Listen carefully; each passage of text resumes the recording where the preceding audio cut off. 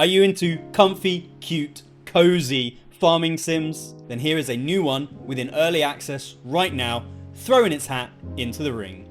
Moonfrost. Moonfrost is another pixel art, cutesy, comfy, cozy farming simulator that you might be adding to your routine sometime soon. Currently it is in early access, but quite a few of us have had the opportunity to play it already.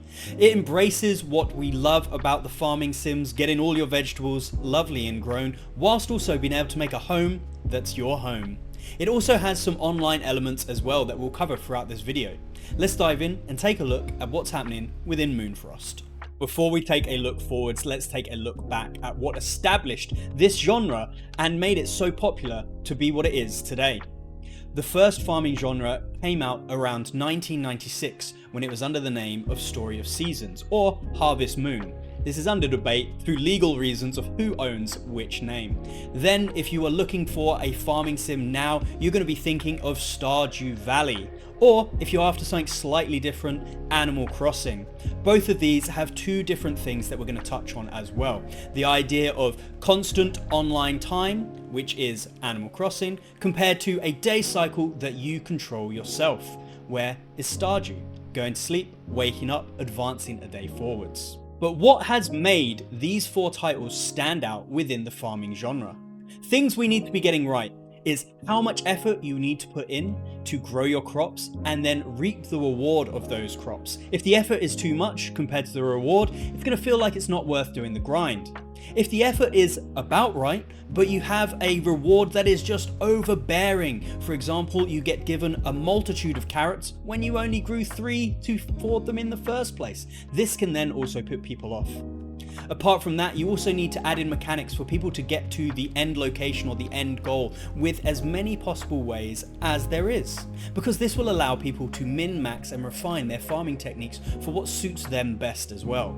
And last but not least, we cannot forget either the friends that you make along the way, or more importantly, the waifu selection that these games have available for you. If there's no waifu selection, why would you even play one of these games? I'm obviously joking. What does Moonfrost do that these other games have done before it and build on top of? And what new mechanics is Moonfrost bringing to the table that might spark your interest if you are starting to get a little bit tired of this genre? Things they are doing the same. They are more in line with Animal Crossing than Stardew when it comes to the online component and the day cycling. All your resources will be respawning within a set amount of time. This has nothing to do with you going to sleep and refreshing the day. This is in part due to their leaderboards and the competition that they have within each day of gameplay.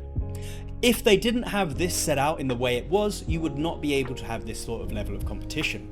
Personally, I prefer the Stardew method and being able to play at my own pace and advance days when I want to do it. But I can see why there is a benefit of having their time system based off of real time.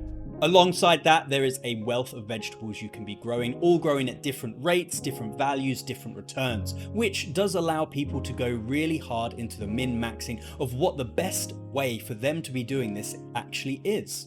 And I think that's one of the things that people love the most. I know when I've been playing Stardew Valley, I've actually had a sheet that I have created to tell me the peak opportunity to be growing certain vegetables and when to be harvesting and what else I could be doing whilst I wait for those vegetables to grow.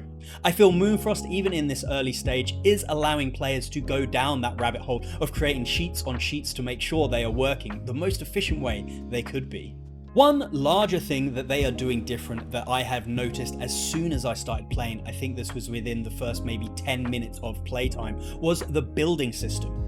Within Stardew Valley, Animal Crossing, Stories of Seasons as well, you can build stuff, you can give yourself a home, but you mainly only have the options over where to place your furniture inside that home or whether or not you're going to upgrade the home to the next size up. But all of the shells are the same, they are all prefabricated for you. One thing Moonfrost is doing different is the build menu, and I think this really could bring life to some of you that might be getting a little tired of the genre but are big fans of survival crafters. The build menu in Moonfrost allows you to build stuff the way you want to build. You can put the walls where you want, the doors where you want, and the flooring where you want. Your house really doesn't need to make sense. but you are able to create some spectacular architectural designs and really flex on your friends at who can have the best house. Obviously there is also furniture within this as well, which you can already move around and put where you think is best, which can add to when you're trying to really immerse yourself in the game, making different rooms for different activities. Do they have any real in-game use? Not really. Do they make you feel like you've made a more homely home? Of course they do, and that's one of the aspects I believe people love around this genre and will definitely like when they can make their house the shape and size they want it to be for themselves. Let's take a look at what Moonfrost is like right now and not what it can deliver in the future. Right now it is in the second playtest that is available for people outside of the team, whilst this playtest is still actually closed to public access, meaning this is a super early build, so there is definitely stuff and balancing that people are going to experience in this playtest that they should be giving feedback on and helping the team develop in the future. That being said, right now there are already some stuff that is shining through as fantastic and I have really enjoyed. The first thing I want to point out is the music. The in-game ambience along with the music that you can change on the radio next to where you are farming to pick a track or theme or genre that really suits you is excellent. Whilst I've been playing this, I have had people comment on how peaceful and relaxing they have found this. Alongside that, the graphics themselves are nice and they look good. Yes, they have gone for the pixel art style again, but they've really added some details that are a splendid touch in my opinion. The thing I'm going to harp on, and I've harped on before in other games, is the water and the reflection on the ground. Once it has rained in game, if you zoom in on your character and take a look at the floor, the reflection is so detailed and mesmerizing. It is super immersive for myself. This is one thing I normally look out for in games, is the reflection in the water itself, and the lighting around it. So if you are after something that sounds nice and looks pretty, Moonfrost is definitely on its way to doing that. I've touched on it before, and they are online with this game, meaning they have the leaderboards where you compete, but you are by yourself within your own piece of land. Whilst I think this is good and really plays into the Animal Crossing style, if there are players out there that are like me, we might prefer it if we were able to advance the days by ourselves. Hopefully there is an option that people will be playing on the same piece of land to really add more purpose around why you need to be online and why it needs to be real time when stuff is respawning for you. A game that is currently doing this is called Pixels, which has got, I would say, a lower end towards the actual farming side of it, but a much higher end towards the social side. I'm not putting down either sides within Pixels, I'm just saying in Pixels there is more of a social factor and why you are constantly online, because you see the other players around with you and can interact with them using the chat feature. If Moonfrost wants to continue being online and have competitive leaderboards the way it does, I think adding something like this to really embrace the social aspect that comes to that will be fantastic for the game itself.